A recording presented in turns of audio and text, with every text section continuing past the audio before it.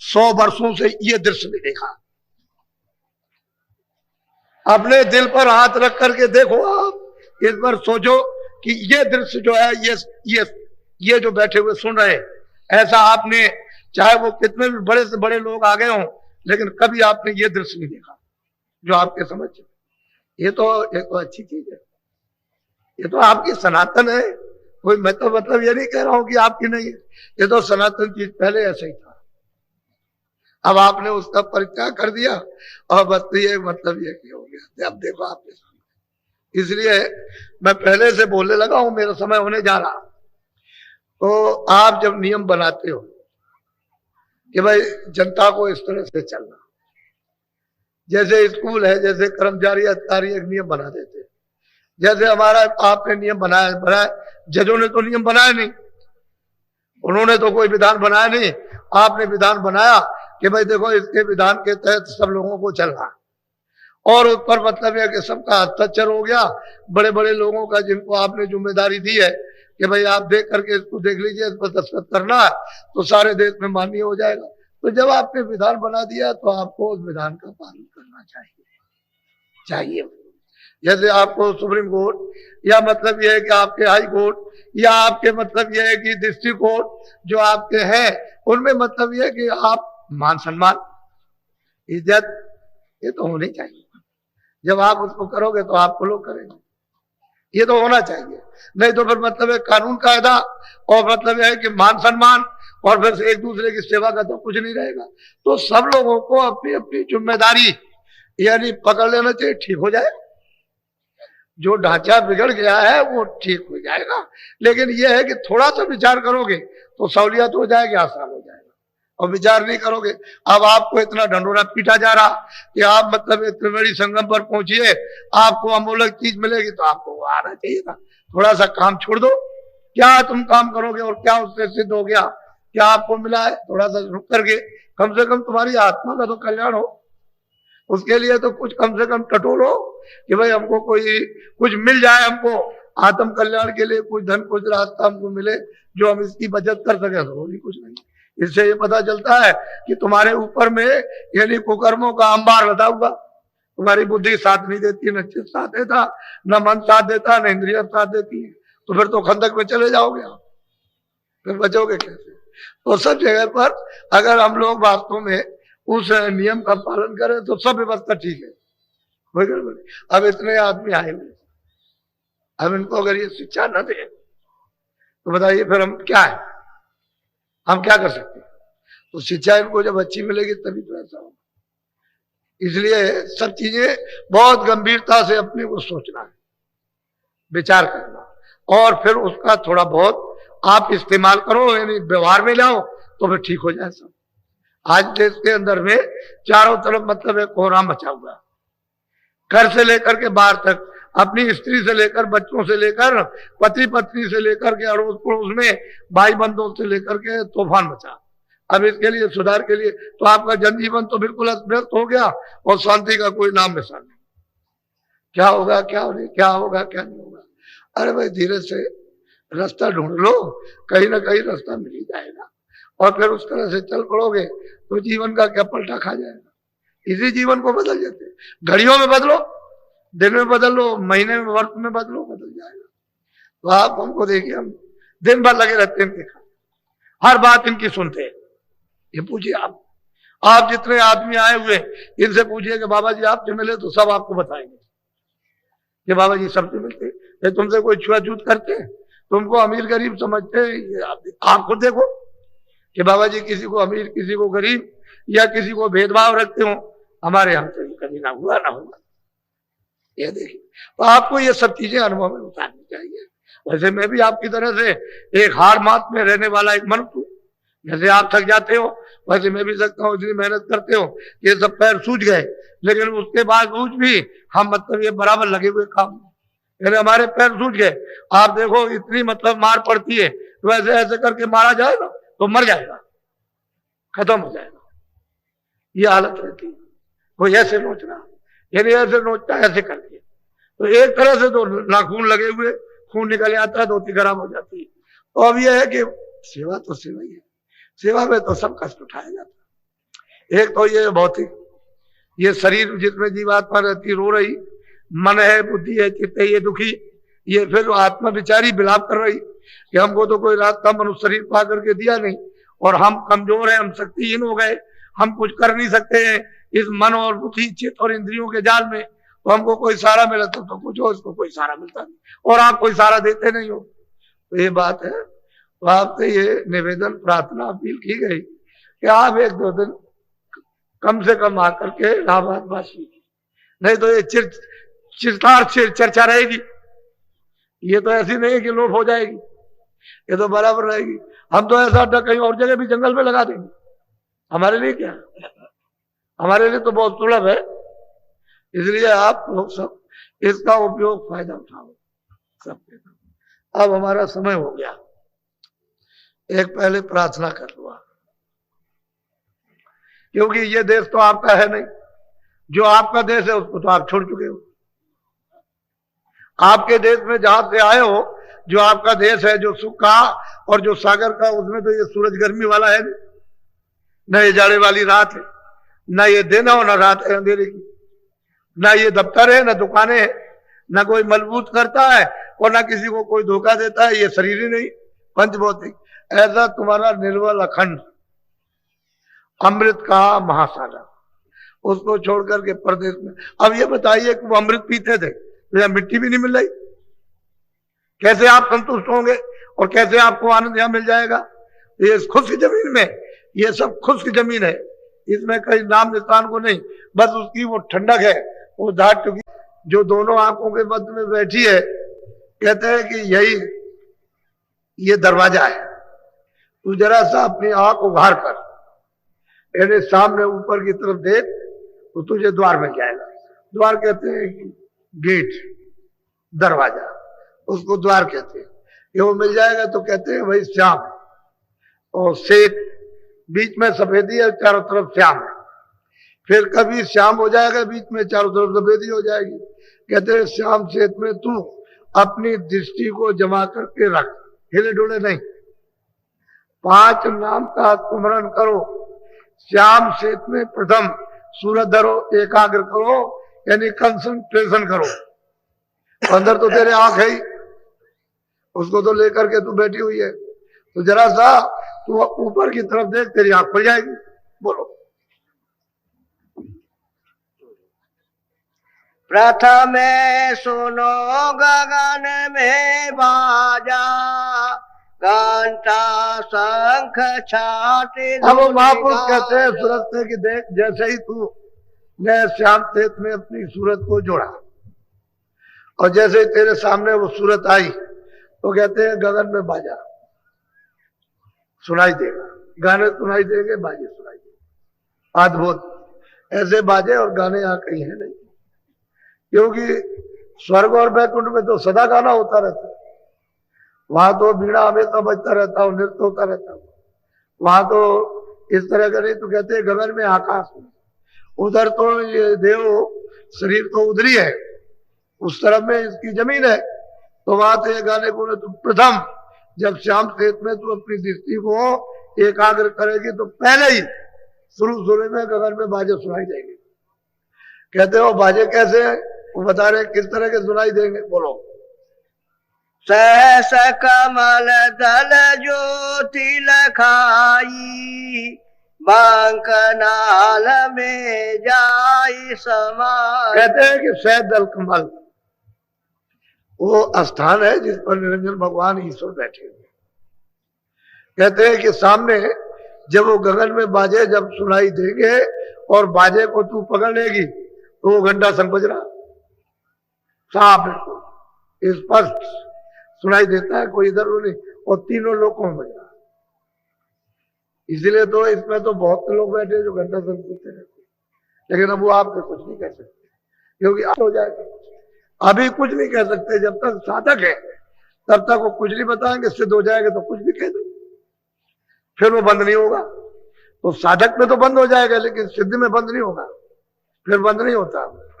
इसलिए साधक है, अगर इन्होंने किसी से कुछ कह दिया तो बंद कर देगा, नाराज हो जाएगा। इसलिए ये तो कुछ कह नहीं सकते। अगर ये सुनते नहीं तो यहाँ इस मैदान में आते,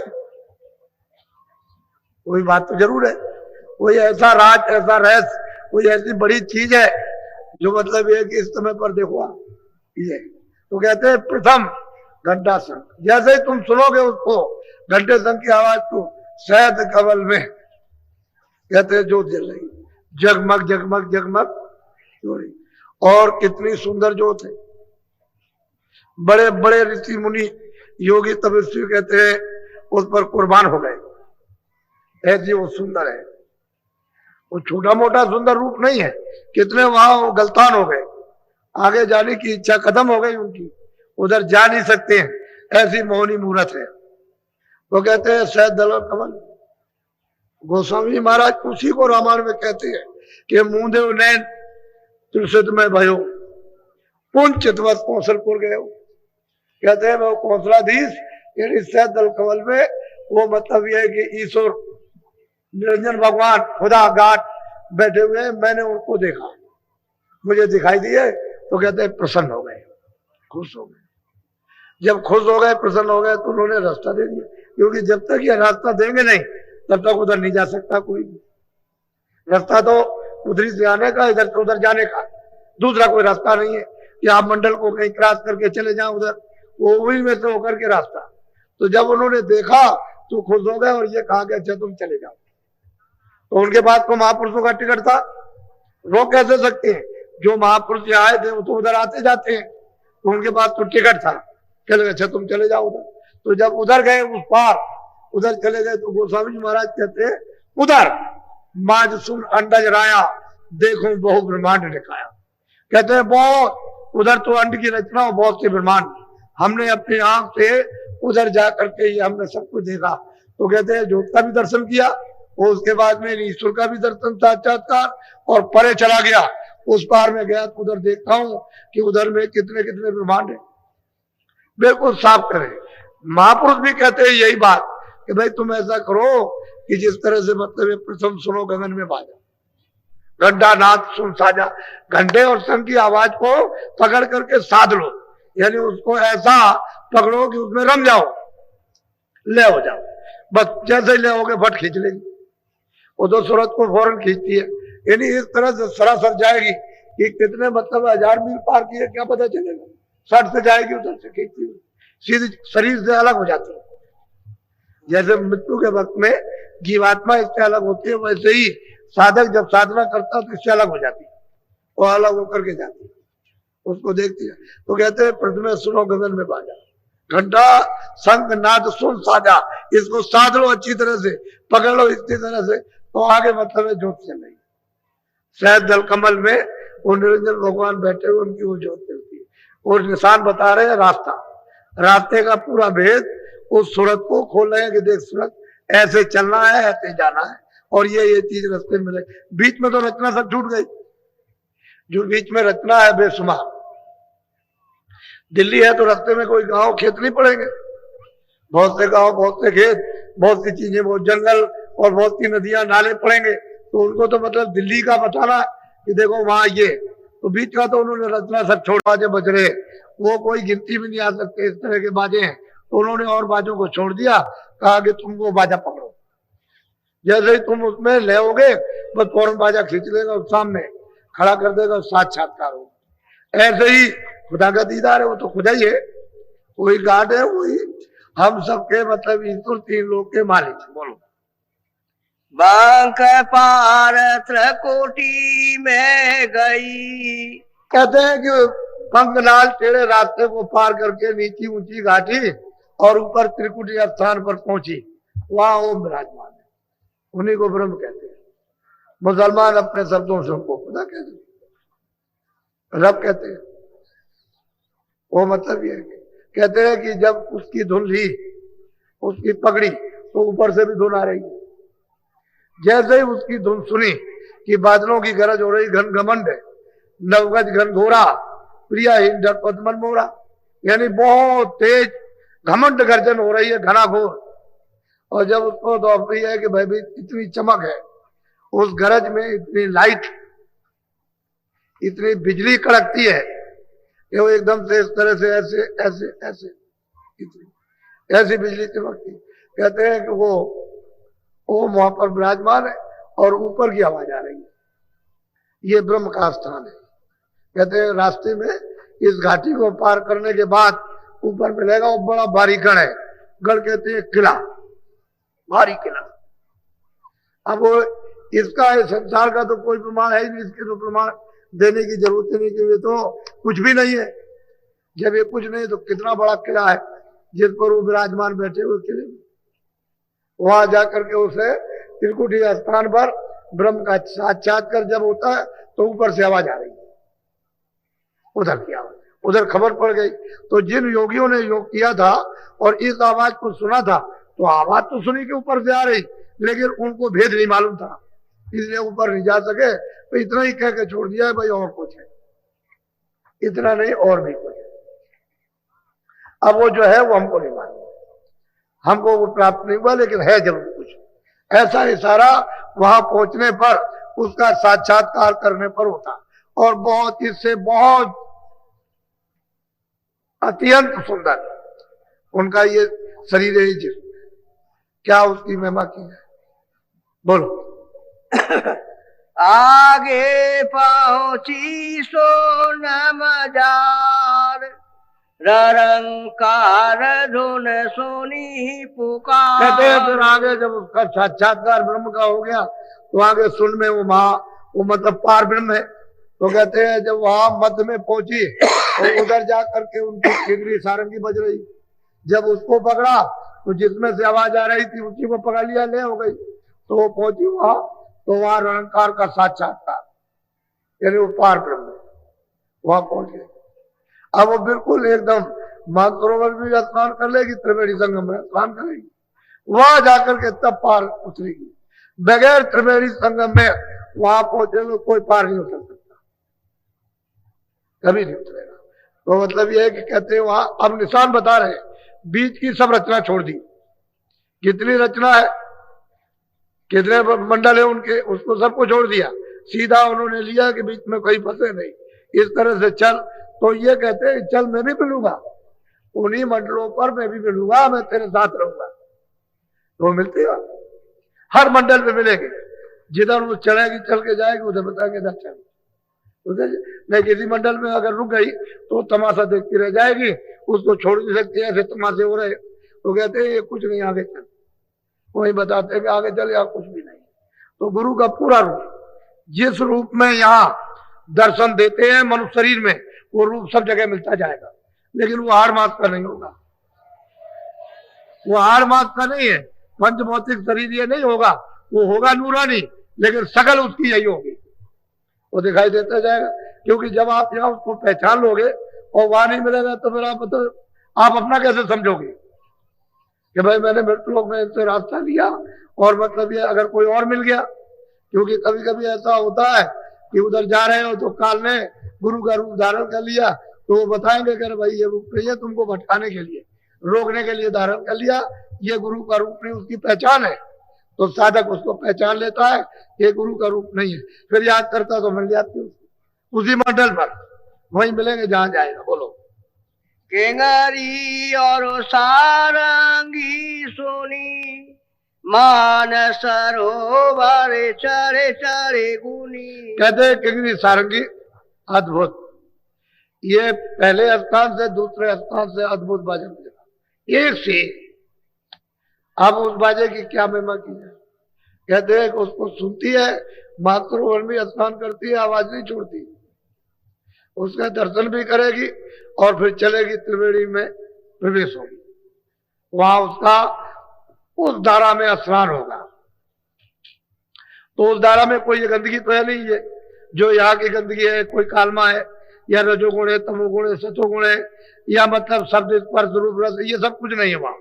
वहां तो धारा है कि वो जो ऊपर से उधर से जो उतार करके लाए काल को और माया को, उस धारा को छुड़ा देते, जो सत्य धारा उसको पकड़ा देते, क्योंकि वो जिस धारा से उतर करके आए हैं वो धारा बराबर काम कर रही है। एक तो मतलब ये एक नेगेटिव और पॉजिटिव, एक धारा फेंक रही है, एक धारा उसको वापस ले जा रही है, इस तरह से दो धाराएं उधर से आई हुई है।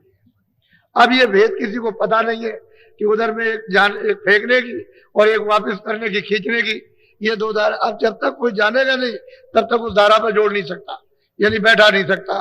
उस शब्द पर, उस नाम पर, उस आवाज पर, उस बाजे पर नहीं बैठाएगा तो जाएगी नहीं, ऊपर नहीं चढ़ सकती। तो महापुरुष उसको जानते हैं तो कहते हैं देख मैं सब खुलासा करता हूँ, तुझे ये सब खुलासा बता रहा हूँ कि वहां शून्य में, महाशून्य में वो पार वहां पर विराजमान है, मुसलमानों के अल्लाह और हिंदुओं के पार में। बोलो, आज 5वां दिन है, बड़ा शुभ मुहूर्त चल रहा। आप सभी को शुभ मुहूर्त का लाभ प्राप्त करना चाहिए।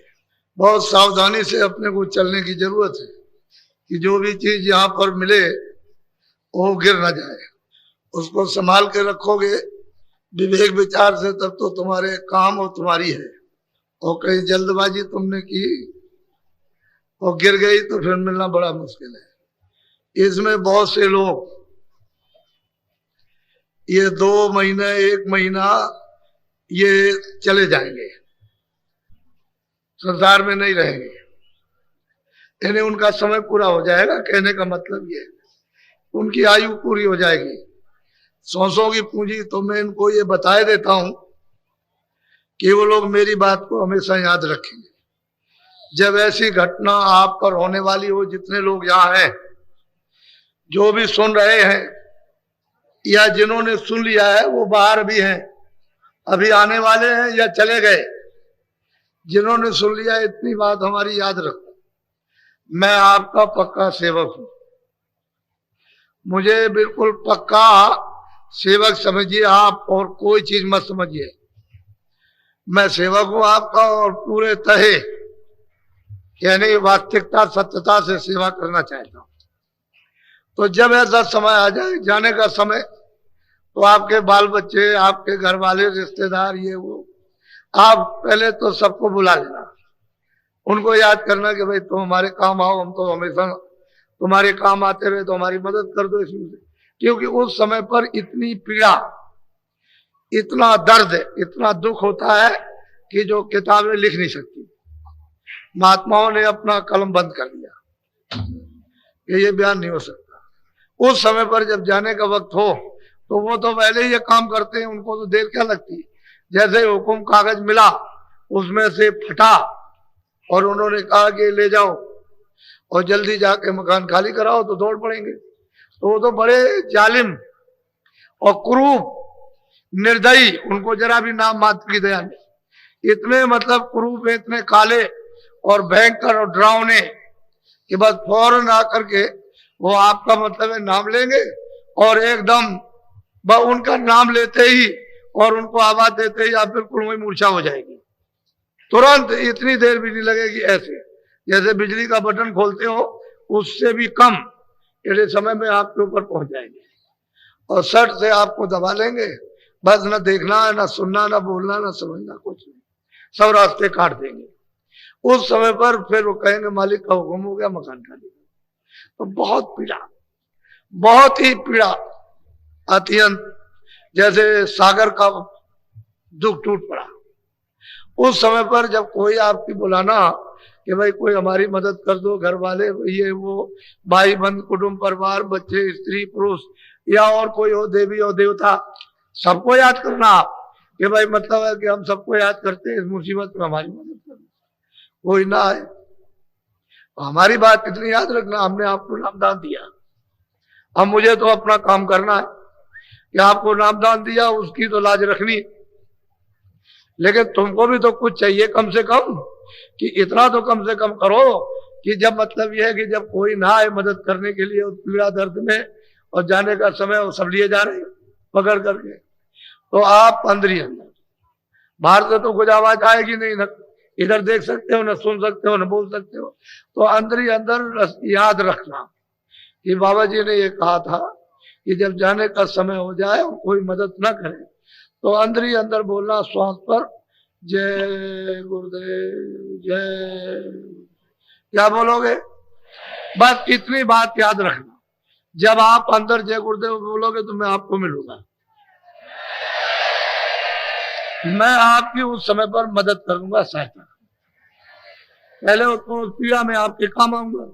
जब कोई काम नहीं आएगा तो मैं आपके काम आऊंगा, मैं मदद करूंगा, आप उसको। लेकिन इतना तो याद रखो, क्योंकि जय गुरुदेव नाम मेरा तो है नहीं, जय गुरुदेव नाम तो उसका है। मैं प्रचारक जरूर हूं, मैंने इस नाम का प्रचार किया और इस हिंदुस्तान में किसी ने इस नाम का प्रचार नहीं किया। और मैंने सदा बताया आपको कि भाई ये किसी आदमी का नाम, मेरा किसी आदमी का नाम नहीं है, उस प्रभु का नाम। तो आपको इसमें संदेह की क्या जरूरत है? आपको उसका नाम लेना, मैं आपको मिलूंगा, मैं आपकी मदद करूंगा उस समय पर, और उस समय पर तो मैं आपकी संभाल करूंगा आपको, क्योंकि मैंने आपको नामदान दिया। और आप इतना नहीं लोगे तो फिर बताइए, फिर आपने क्या किया? नामदान का तो कोई उपयोग हुआ नहीं, तो फिर आपके लिए तो बड़ी मुसीबत। तो ऐसा क्यों नहीं, याद रखो। इसलिए कहते हैं कि भाई उसको अच्छी तरह से तुम अपने अंदर बसा लो। जब कोई बीज बस जाए तो पर जल्दी काम हो जाता है, फिर दिक्कत नहीं है। और तुम ये देखना, मतलब ये नहीं जब मतलब कभी दूसरी घटना आ जाए और उस समय पर आप गिर जाओ, मूर्छा आ जाए उस समय, तो आपको तो मालूम नहीं कि किस तरह के छोड़ के भाग जाते हैं। वो सब छोड़ के भाग जाएंगे, जो लेने के लिए आएंगे छोड़ के भाग खड़े होंगे। तो आपको क्या परेशानी, इतनी तो याद करना। ये मौके पर कम से कम याद रखो, जब ऐसी घड़ी आ जाए तो याद कर लो, उसमें क्या मालिक के नाम को। अब उसके नाम से मुझे मतलब ये है कि आपकी मदद करनी है, इसमें कौन सी बुरी बात है? अरे अभी जाओगे, मतलब यह है कि जाने ही वाले हो, किसी का कुछ समय, किसी का कुछ समय। अगर मैं किसी से कह दूं कि भाई ये चला जाएगा, तब तो आप रात को मतलब ये है कि बिल्कुल एकदम गिर जाओगे, जब तो बड़ी मुसीबत आ गई, मैं चला जाऊंगा। तो इसमें मतलब बड़े विद्वानों के, धनीमानों के होश उड़ जाते हैं। ये तो ऐसे किसी से नहीं कहा जाता कि तुम चले जाओगे, वो मतलब ये ठीक नहीं। लेकिन अब ये बताना जरूरी है कि भाई ऐसा वक्त आ जाएगा तो आपको ये काम करना चाहिए, मोटी बात को। तो मैं कुछ जरूरी बातें, तभी तो मैंने ऐलान किया कि आप लोग अपने अपने टेंटों में यानी 2 आदमी रख लो, जो डेरे लगे सामान रखवाली के लिए सब निकल आओ। अब जिस वक्त जरूरी चीजें हैं जो आपके हित की हैं, आपके लाभ की, उनके सुनने के लिए, समझने के लिए नहीं आओगे। ये जात पात छत्री में आया, ब्राह्मण में आया, वो भंगी में चलाए, हरिजन में चलाए, इसमें उसके लिए जात पात क्या? अरे जो मन बुद्धि चित्त है, अंतःकर जीवात्मा निर्मल हो जाए, वही प्राप्त कर सकता। तुम इसी चक्कर में रह गए अभी तक। और अब तो ये दशा हो गई कि महापुरुषों का अपमान किया तो यहाँ कोई चरित्र ही नहीं रह गया, नाम का भी चरित्र नहीं रहा। इसलिए ये कहते हैं, सूरत मैं तुझको पूरा भेद बताता हूं खुलासा, तो इसको अच्छी तरह से सुन ले, समझ ले इसको, ये सीधा सच्चा रास्ता है। बोलो। सोन कर सूरत अति हर खानी, चलो स्वामी में सब जान। अब वो सूरत कहती है कि स्वामी आपने दया अपरंपार की है कि आपने ये भेद बखान कर दिया, और आपकी दया कृपा से अब जान गई, अब समझ में आ गई ये भेद तो ये है। बोलो।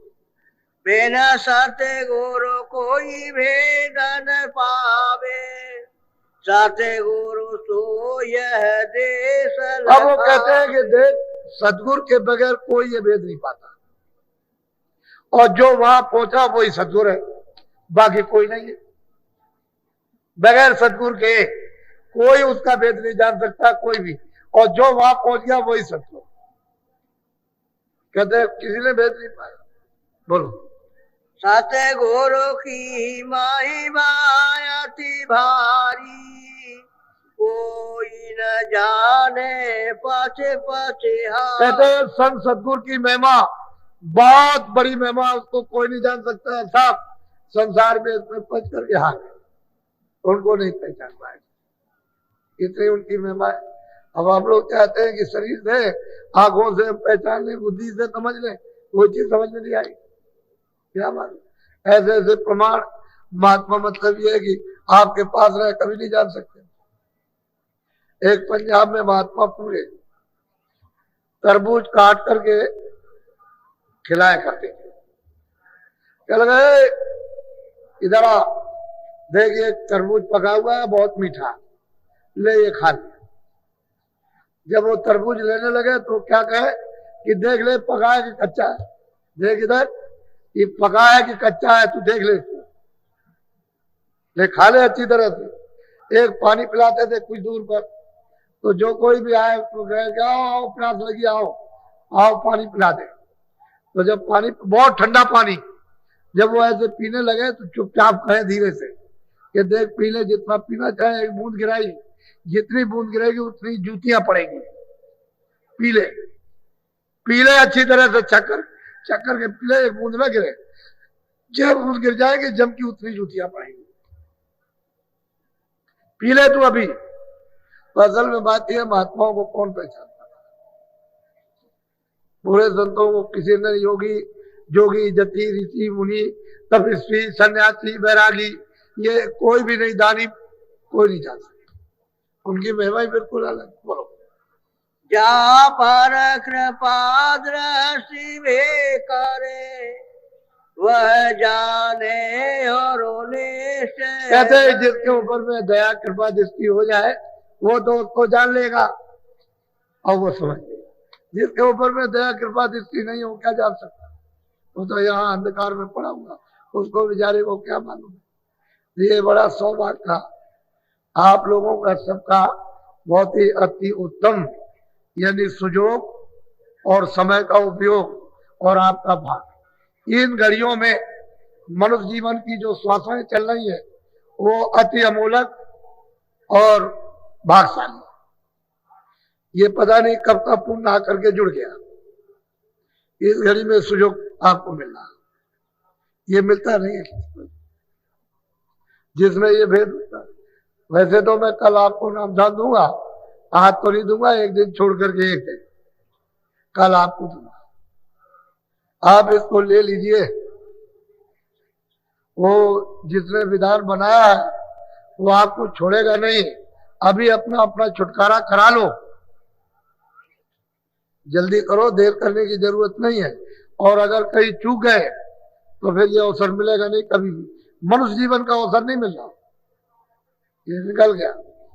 ये कितने युगों कितने सज्जुग अनगिनत त्रेता द्वापर बीत गए और उसके बाद आपको ये हाथ में पड़ा और दरवाजे पर आप बैठे हुए और फिर भी आप वापस लौट रहे, 4 खानों में 84 चोरियों में और नरकों की तरफ। तो फिर आप लौट करके यहाँ कब आओगे मनुष्य शरीर में?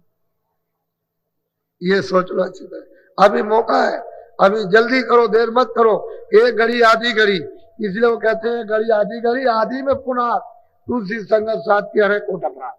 कहते हैं वो काम करो दरवाजे पे बैठकर कि जल्दी से जल्दी तुम्हारे अपराध सबके सब मतलब छीन हो जाए, जल जाए जो कोटान कोट अपराध है। तो दृष्टि को और कानों को खोलो और उसके खोलते ही यानी फिर वो भस्म होंगे। तभी दिव्य नेत्र होते ही ये कर्म भस्म होते हैं, चाहे पुण्य हो चाहे पाप। सब पहाड़ों का ये गली ऐसे जलता है जैसे घास जलती है, लेकिन थोड़ा सा महापुरुष कृपा दया तो लेना ही बगैर उसके। बोलो। कोई कोई जीव करे विश्वासा करे पर सीत बोधारे। कहते कोई जीव मनुष्य मंदिर में कोई जीव इनको सुनाते हैं, कोई विश्वास करते हैं और जो विश्वास करते हैं वो फिर चलने की धारणा बनाते हैं। कोई सब तो काल की नगरी में बिल्कुल कूट करके इनको इतना जर्जर कमजोर कर दिया है कि कुछ नहीं। कोई अब इनको बहुत सहारा देते हैं, बल देते हैं, हिम्मत देते हैं, मदद करते हैं सब। तो कोई जीव चाहते हैं कि दरवाजे पे बैठे चलो तो अब चलते ही नहीं, मुड़ जाते हैं फिर इसी तरफ को